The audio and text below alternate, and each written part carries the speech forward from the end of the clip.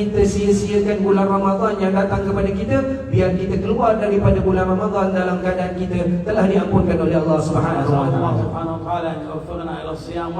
Mudah-mudahan Allah Subhanahu wa taala berikan kepada kita taufik, kekuatan untuk melakukan, menyempurnakan amalan ibadah dan juga melakukan qiyamul lail.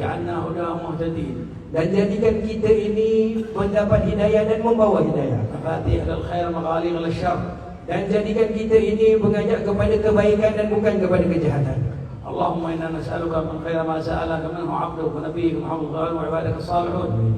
Ya Allah, aku mohon kepadamu perkara-perkara terbaik yang telah dimohon, yang telah diminta oleh kekasihmu Nabi Muhammad sallallahu alaihi wasallam, dan juga perkara-perkara yang telah diminta oleh hamba-hambamu yang saleh.